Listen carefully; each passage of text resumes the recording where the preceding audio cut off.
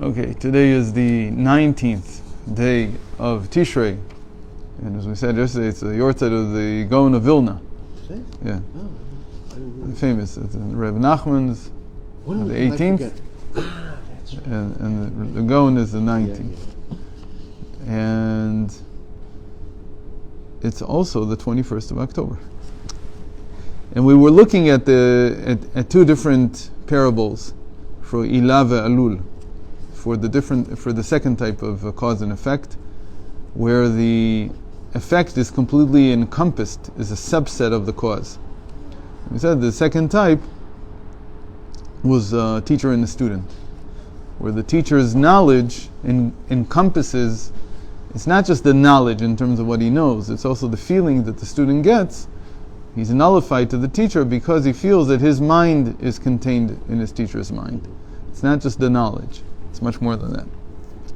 And then we said this is what in the Pardes is called the 10 sfirot of circles, that they are concentric circles. And this is meant to say that each sphera is a subset of the previous one. But it's not a subset in the sense that, like in set theory, if I say all the natural numbers, that's a big group of numbers, and then I say all the odd numbers, so the odd numbers are a subset of all the natural numbers. Right? Stop it for a second. No, it's okay. Don't worry about it. Could it be on a psychological level where we feel that, as you said, our mind is part of the teacher's mind? Right. Wouldn't that be very much between a father and a son? Yes. Yes, certainly. Certainly. That's why we don't call it true nullification. Because there's no choice to nullify. The son cannot choose To nullify. himself before his father. And that's the whole premise here, which is why we need the kingdom of emanation, why we need the Malchus of Atzilus. Because Malchus of Atzilus makes it possible. So the way we said that Hashem made the Malchus of Atzilus because he wants to be a king. Yes. And you can't be a king over your own children. It doesn't make any sense. Because you're nullified. They're naturally nullified. It's not the same thing. They can't make a choice to do that. That's right. Okay, so that's the psychological mechanism there, right? So here, getting back to the set of numbers, so all the integers and then the odd integers. So the odd integers are a subset of all the integers. So that's a real subset. When we say that the sfirot are concentric, and let's say that Chesed is inside Bina, right? It came out of Bina, so it's inside it. We don't mean to say that Chesed has in it only what Bina has in it. It's not exactly that. It could be true, but that's not where we're getting at. What we're getting at is that it feels its existence is entirely dependent on it. It's much more than. So when we say that a teacher teaches a student and the student feels that his mind is encapsulated in the teacher's mind, it's because he didn't have a mind before. It's like he feels that most of his thinking comes from his teacher, meaning the way that he thinks. And this was especially true in the Sanhedrin, where a student and a teacher couldn't be counted as two separate voices in the voting process, right? Because the student, right? They think alike. That's right. So I said it takes a long time for a person to really become his teacher. It takes 40 years, but eventually that's where it's all going. You mean it takes that much time to be to completely, as it were, by a father? It would be right. But by the father, that it's an innate. It's not what he teaches me. Okay. It's not what he teaches me. It's actually the fact that he gave birth to me. That's right. So the sfirot are more like the giving birth part. They're less like the teacher and student, but still he brings this as an example because over time, right, that over time the teacher becomes encapsulated completely in the teacher. The student becomes completely encapsulated in the teacher, and he becomes nullified because of that. Yes. But it's a process there. Yes. Whereas with the father, it's automatic. That's what we say that. That our fathers give us what we call our mind. Like there's only so much intellect we have. We can't add more intellect as we grow. What we can add is deeper understanding, but the power of the intellect itself is given at birth. And that's what the person has, and that's what he has from his father. And if he recognizes it, then he's completely nullified in that sense. Even Einstein would be nullified to his father. Even though his father was a simple person, he's a genius. But still, he feels that he knows I came from here. This is where I came from. And by the way, that's I've talked about this before. The main reason that's given for honoring one's parents is not because they are necessarily honorable people. No. They could be very dishonorable people. Yes. They could be criminals. Yes. But still, what I'm honoring is I'm honoring my point of origin, where I came from, where my intellect came from in the case of my father, where my heart came from in the case of my mother. But it was all encapsulated in them, and I'm an outgrowth of them. Okay, so that's his second example. וזהו שאמרו רז"ל, קרסולי החיות כנגד כולן, שוקי החיות כנגד כולן, קרני החיות. So he says, where is this? So we said the example in the Pardes, in the Ramak, Rav Moses, Cordovero, is these 10 sfirot of Igulim, these 10 sfirot that are like concentric circles. Where do we see this in the sages? Where is this in the Talmud? So in the Talmud, when we talk about the Merkava, the chariot that Ezekiel sees, so there the sages say, Karsulei chayot keneged kulan, that the ankles of the angels that he saw, they encompass everything. What do you mean they encompass everything? They encompass everything that's underneath them.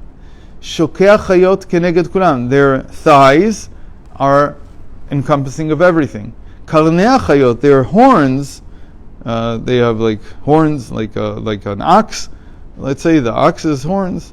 They encapsulate everything. What do we mean? Shekol bchina elyon היא כנגד כולן של התחתונה, לפי שהעילה מקיף את העלול וכנ"ל.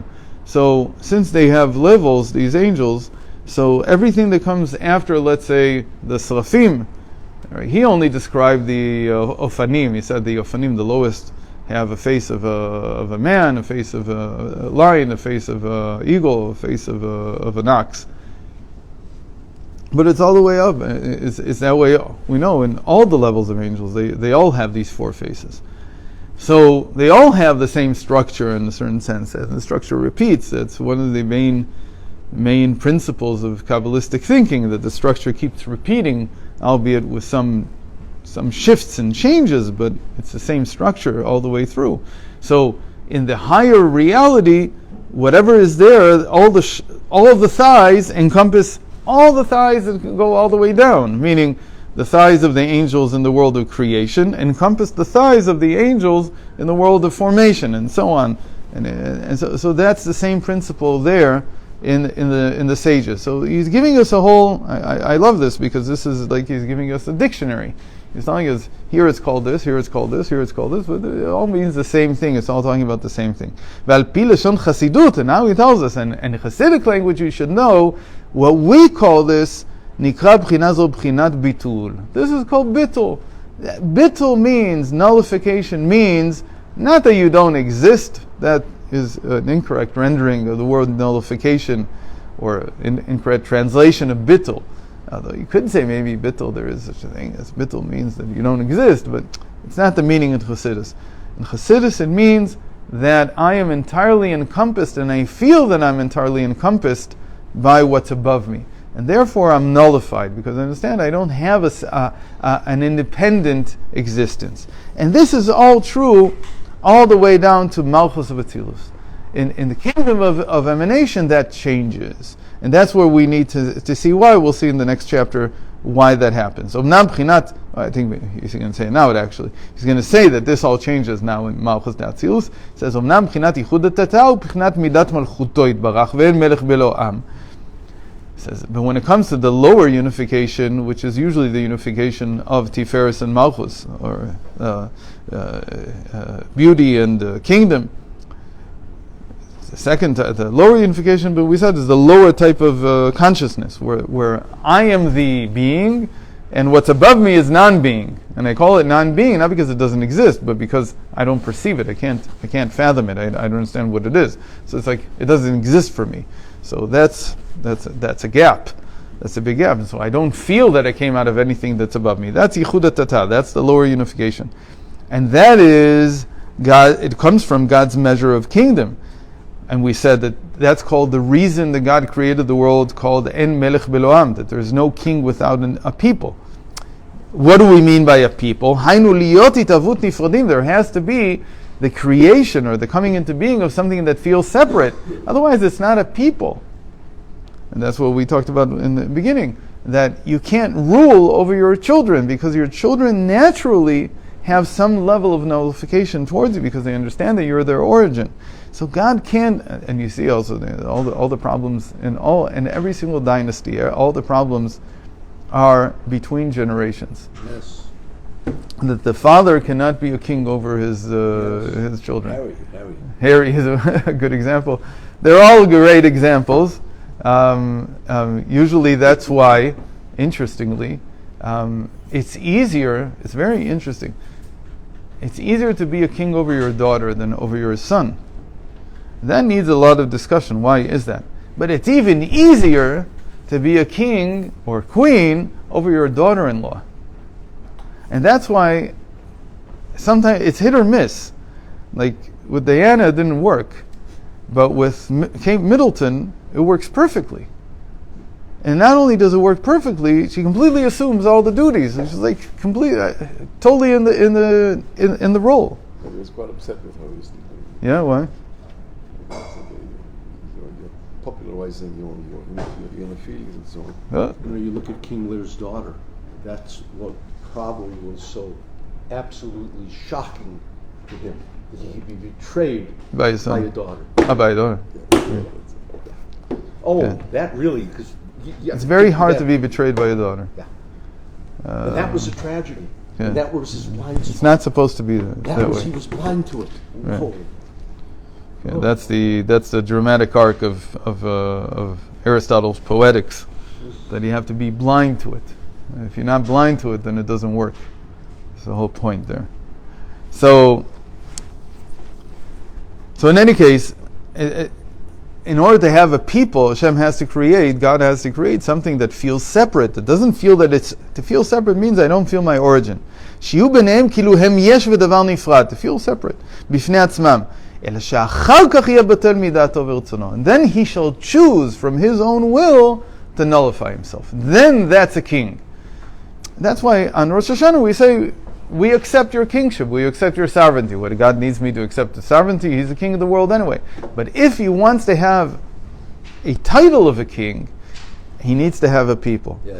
And you can't be a king over your children, and you can't be a king over ants, over an anthill. It doesn't mean it, because they can't choose, they have no choice. So that's another reason why choice is so important for the creation of the world. And without choice, there is no world. So every time the people say, why didn't God stop this, stop that, and cancel choice, you mean you want him to retract on the whole creation of the world? He's not going to. Forget it. It ain't going to happen. No, seriously, it's like people have to get that out of their heads. Where was God? What was he doing? Why do people get to choose to do evil? They get to choose because without choice there is no world. And God is not going to retract on that. So forget about that. That is not going to happen. But when you choose to take him as king, the world will change. Okay.